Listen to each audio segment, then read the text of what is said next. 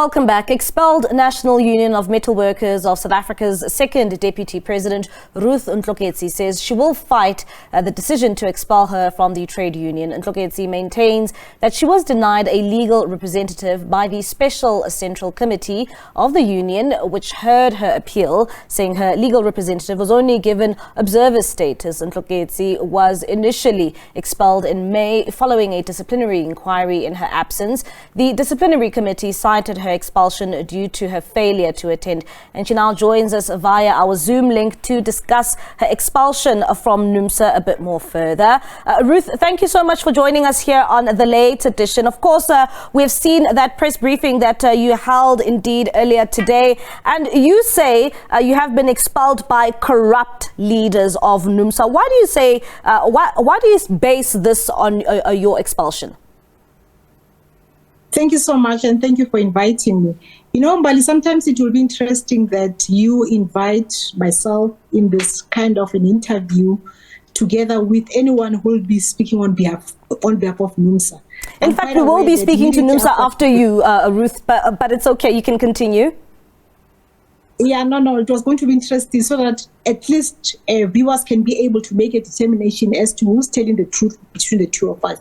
But nonetheless, indeed, I held the press briefing this morning. The purpose of that press briefing, it was to set the record straight, to tell workers out there whom never shared their mandate to their representative, to their leaders in various regions, firstly for my expulsion. My expulsion in May, the decision from the so-called chairperson of the disciplinary hearing, it was only presented in the National Executive Committee and the report, it was discussed without those delegates being mandated by their structures. Moving fast forward, the very same Special Central Committee that listened to my appeal, some of the leaders, they didn't have mandate from their respective region. And remember that NUMSA, it's the mandate-driven organization, it's a worker control organization.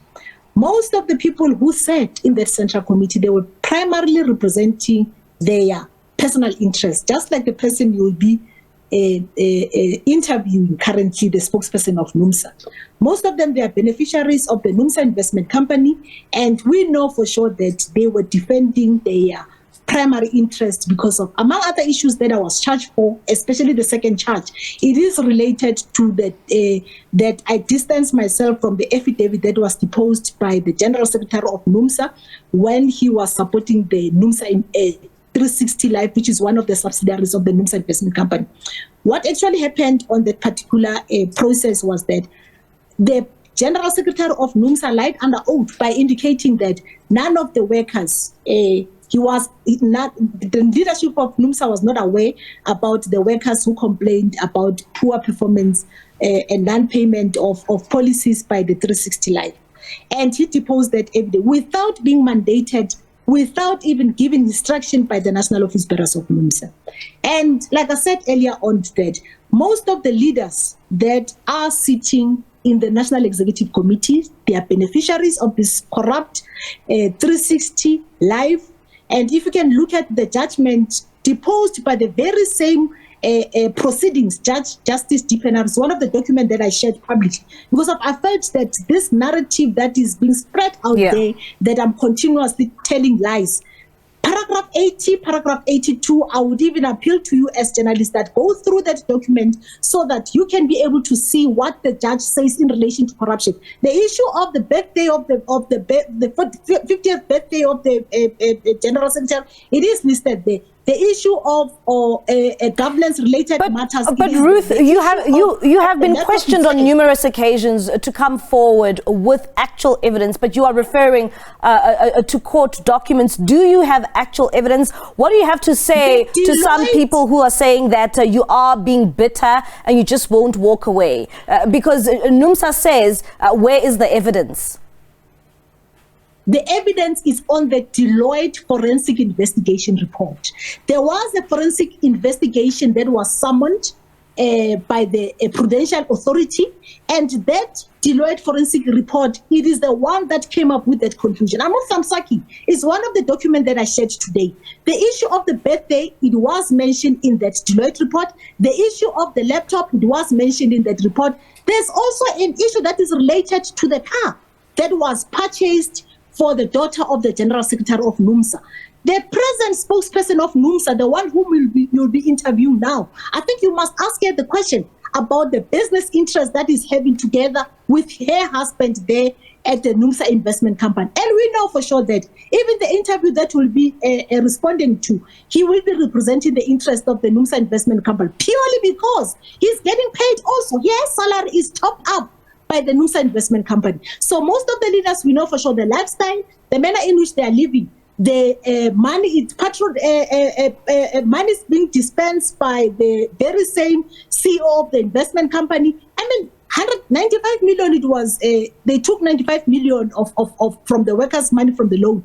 And I can tell you, Tatani, even today, that money was not paid for. But what actually happened was that the CEO gave shares that were allocated to some of the 4 directors.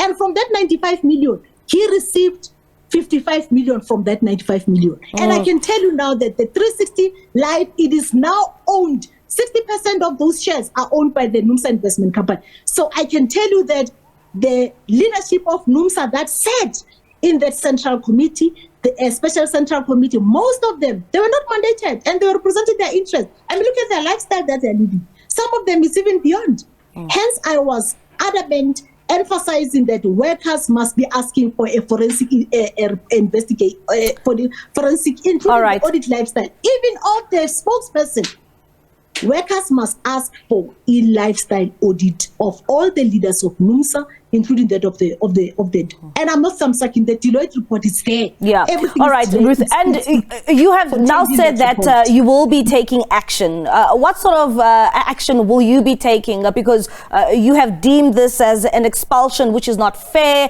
Of course, you are saying that proper processes were not followed and you never had a legal representative. So what steps here are you taking to ensure that, the processes leveled against you are overturned?